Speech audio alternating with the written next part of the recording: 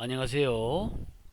드디어 여러분들과 세 번째 시간을 맞이하게 되었습니다. 오늘은 교과서 16쪽을 펴주시기 바랍니다. 자, 오늘의 주제 이, 자, 존중감과 자기 효능감 이렇게 되겠습니다.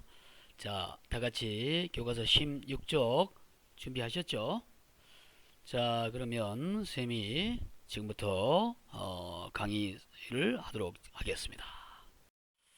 자, 오늘의 학습 목표가 되겠습니다. 오늘의 학습 목표는 자 존중감과 자기 효능감의 중요성을 이해할 수 있다. 두 번째, 영상을 보고 자존감의 의미를 이해할 수 있다. 또 나만의 생활의 노하우를 정리할 수 있다. 이렇게 세 가지로 정했습니다. 자, 그러면 교과서 16쪽을 같이 보시면서 자 존중감과 자기 효능감이 무슨 뜻인지 살펴보도록 하겠습니다. 먼저 자 존중감이라고 하는 것은 다른 사람의 평가가 아니라 자기 자신을 있는 그대로 인정하고 사랑하는 것, 이렇게 설명할 수가 있습니다. 여기서 여러분들 제일 중요한 말이 자기 자신, 제가 밑줄을 쳐뒀죠. 자신 그대로 인정하고 사랑하는 것, 이게 제일 중요한 말이에요. 자신 인정하고 사랑하는 것, 잘 기억해 두세요. 자, 다른 표현으로는 교과서 날개글에 있듯이 자기 자신을 가치 있고 긍정적인 존재로 바라보는 것, 이렇게 말할 수도 있습니다. 그게 사실 같은 뜻이라고 할 수가 있겠습니다. 자, 그러면 자 존중감이 높은 사람들은 어떤 특징을 가지고 있는가, 이런 것을 한번 보도록 하겠습니다. 먼저 자 존중감이 높은 사람들은 스스로의 결정에 최선을 다합니다. 자기가 결정한 것을 스스로가 최선을 다하는 이런 특징을 가지고 있다는 거죠. 또 두 번째는 다른 사람의 가치도 존중합니다. 왜냐하면은 자신의 가치를 인정하기 때문에, 자기가 귀하니까 상대방도 귀할 것이다, 이런 식으로 생각을 한다는 거죠. 그 다음에 자 존중감이 낮은 사람들이 있습니다. 이 낮은 사람들은 어떠한가? 이런 사람들은 첫 번째, 자신이 가치 없다고 느낍니다. 왜? 자신에 대한 불안, 또 자기에 대한 어떤 확실함이 없어요. 불확실함, 이런 것 때문에 자신이 가치 없다, 이렇게 느끼는 경향이 있다고 합니다. 또 두 번째로 자율성과 개성이 좀 없다고 해요. 왜냐하면은 이게 다른 사람에게 이 사람들은 항상 모든 것을 지나치게 의존해요. 자기 결정에 자신이 없어요. 그래서 자율성과 개성이 상실된다. 자율성이라고 하는 말은 스스로가 정한 규칙, 법, 이런 것을 스스로가 지켜나가는 것을 자율성이라고 합니다. 개성이라고 하는 건 다 아시겠지만 다른 사람과 구별되는 자기만의 특징, 성격, 외모, 이런 것들을 개성이다 라고 할 수가 있겠습니다. 자존중감이라는 말과 비슷한 말이 하나 있는데요. 우리 자존감과 비슷한 말로서 자존감과 이렇게 비슷한 말이 아니라 또 이렇게 구별되는 또 한 가지 말이 있는데요. 이것은 자존심이라고 있습니다. 자존심. 우리가 많이 쓰죠. 자존심이라고 하는 것은 다른 사람의 자신에 대한 평가, 다른 사람으로부터 인정받기를 바라는 마음, 이런 것을 우리가 자존심이라고 해요. 이런 사람들은 생각의 중심이 자기에게 있는 게 아니라 다른 사람이 자기를 어떻게 바라보느냐, 이런 것에 있기 때문에 아무래도 다른 사람의 평가, 이런 데 민감합니다. 누가 욕을 한다든지 자기를 비판을 할 때 쉽게 화를 내죠.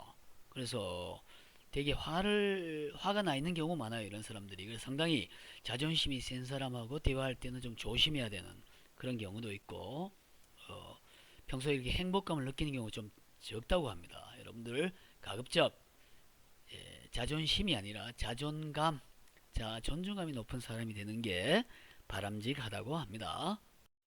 자, 그 다음에 자기 효능감, 이라고 하는 게 있습니다. 자기 효능감. 자기 효능감이라는 것은 우리 역시 16쪽 교과서에 있는 내용처럼 자신에게 주어진 과제를 성공적으로 수행할 수 있다는 신념, 기대. 신념은 여러분들 믿음을 신념이라고 하는 믿는 거죠. 핵심적인 말은 바로 성공, 수행, 신념. 그러니까 성공할 수 있다고 믿는 거죠. 이런 것들이 자기 효능감입니다. 그래서 자기 효능감이 높은 사람이 있고 좀 낮은 사람이 있습니다. 높은 사람은 어떤 점이 좋은가 하면은 바로 자기에 대해서 굉장히 긍정적이죠. 자기를 좋게 바라보는 겁니다. 그래서 긍정적 자아 형성. 그래서 노력하면 된다 이런 믿음이 있죠. 그러다 보니까 크게 성공하는 경우가 많다고 합니다.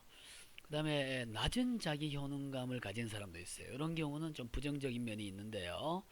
자신감이 없어요. 늘 그러다 보니까 성취지향적 행동이 위축된다. 그러니까 뭘 해보려고 하지 않죠. 예, 노력하려고도 하지 않고 뭐 어차피 안 될 걸 이런 식으로 생각한다는 거죠. 그래서 여러분들 어떻게 하면 자기 효능감을 높일 수 있는가, 자존감을 높일 수 있는가 무척 중요한 과제가 아닐 수 없습니다. 그래서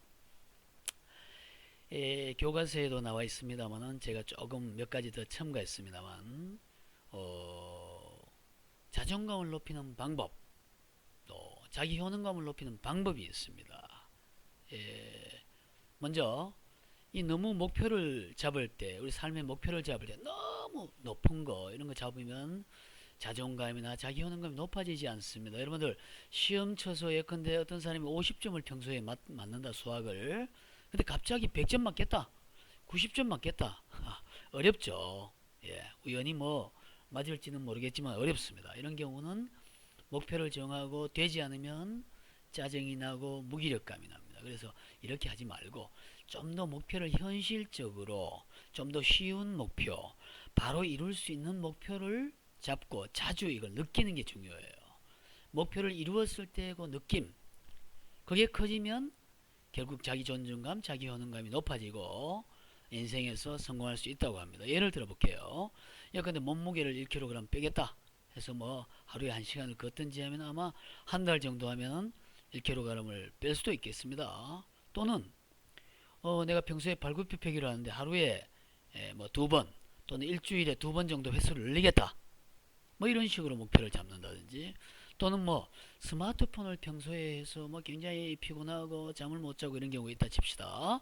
그러면 11시 이후에는 스마트폰을 안 하도록 하겠다. 이게 너무 어려우면 일주일에 한 번은 11시 이후에 하지 않겠다.